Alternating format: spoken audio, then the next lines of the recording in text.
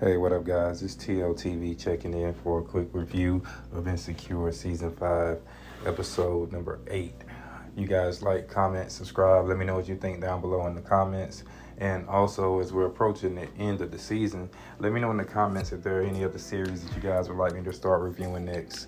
But moving into this episode, we see that the episode begins with Issa and Nathan engaging in a little pillow talk. Issa tells Nathan that she can't really believe that Tiffany is getting ready to move so far away. And Nathan reassures her by saying that, it'll be okay. We'll just have somewhere else to visit now. And she jokingly asks, oh, so you're going to Denver with me now? And he's like, nah, I didn't say that.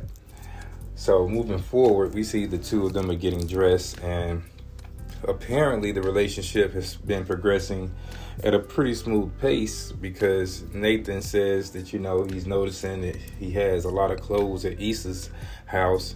And Issa says in return that, su casa is starting to look like we casa. And Nathan suggests that maybe they should consider moving in together.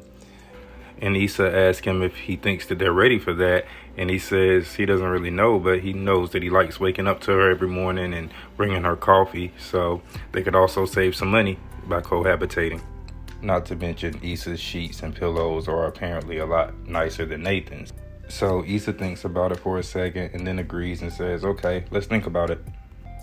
So moving forward, we see Issa is out at her art walk event, and apparently it appears to be a large success. We also get to see that Nathan is there and the rest of her friends to support her. And we also get a chance to see Issa and Nathan interacting with each other in public. And for all intents and purposes, they look like a happy couple. And they're even exchanging I love yous in public now, which is a long way from, where Nathan was at a few episodes ago. We also see Issa's brother making a quick cameo, and we hadn't seen him in quite a while, so I don't really know what's up with that, but maybe we'll see in the next episode or two, or it could just be them bringing him back to wrap up the series.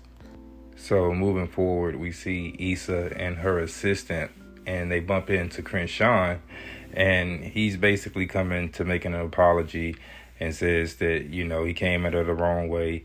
But he sees that she basically does really have love for the community.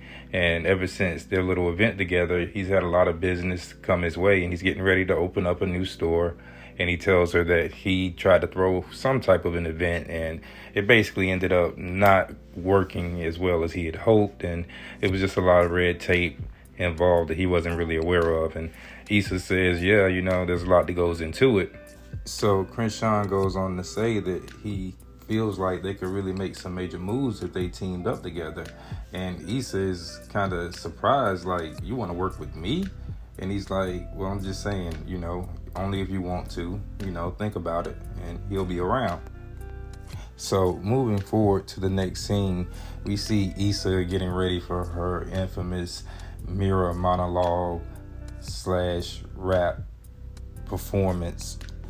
At the same time, Issa gets a message from the investors that she had been working with to put on the event, who had mentioned before that they would be getting in contact with her about partnering with her company. So Issa's skimming through the email like blase, let's see what the money's talking about. And apparently the bag must be quite nice, because she's definitely excited. And this is definitely confirmed, because in the next scene we see she's meeting with the investors with her assistant, and the venue that she's showing them, I think the occupancy may have been about 400, but as soon as they walk in, Issa goes off into her dream world. And she's envisioning an event that's far larger than 400 people. Actually, the venue is 4,000, and it's not even in LA. It's on the East Coast in Miami. So it's just a totally different scale. Something interesting to note, though, is the power of the subconscious mind, because we see even while Issa is envisioning herself living her best life, there's still conflict. And there's a battle between her being true and genuine to the people who helped her get to the place that she's at now, versus living this fake superficial, watered down, stereotypical industry lifestyle. And we see the conflict begin to show when Issa is flying back from Miami to LA in this new life that she's seeing for herself. And she's in first class with A-list celebrities. She's actually flying with Ty Dolla $ign. And Issa's like, wow, I love flying first class. And he responds by saying, yeah, I really like seeing us up here. And Issa's like, look at us both flying back home for the weekend. And he lets her know that he's actually flying back so that he can do this collaboration with this new artist, Crenshaw, who's like a local hero now. And she's like, oh, wow, like, that's dope. But the irony of the situation is when Crenshaw approached her to apologize at the art walk, she heard him out, but she was dismissive when he left and described him as being tired to her assistant. And something else that illustrates the state of mind that Issa's in is when asked by the interviewer when she was at this 4,000 seat venue if there was anybody back in LA that she would like to shout out, you know, considering that that's where she got her start from. And she basically just drew a blank and was like, you know, I just really hadn't worked in LA in so long. And she deflects by going into some nursery rhyme song for everybody in the audience to tune in and sing along with. So moving forward, Issa is still in her dream world, and she comes home to Nathan, and they've definitely upgraded their living situation. You could say they living like Weezy and George off of Good Times. Like, they finally got their piece of the pie for real. And Issa is definitely enjoying this new vibe.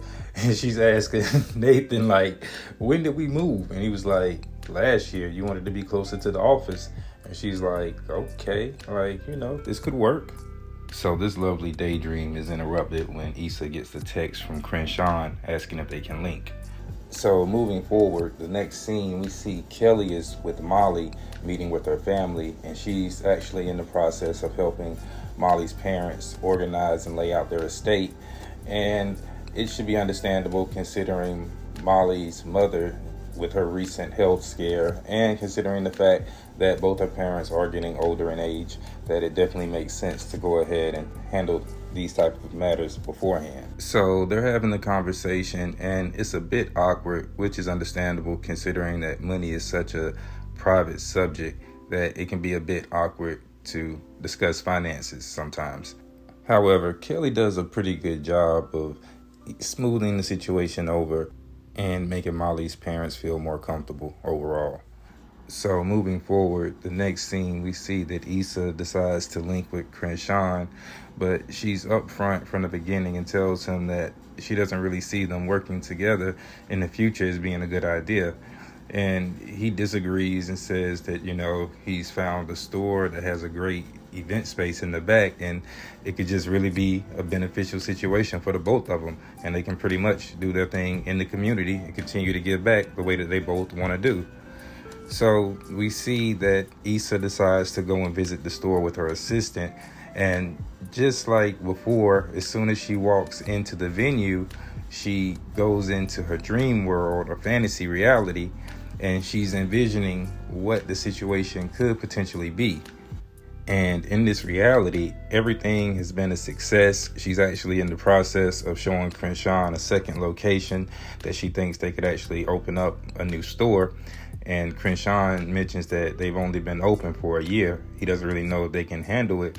And she tells him that, yeah, they took a look at the financials and they definitely can do it if they want to. So it's just a matter of if they want it or not. So we see that they decide to do it, and fast forward 2 years in this dream world, and business is booming. The line is around the corner. Issa is well known in the community.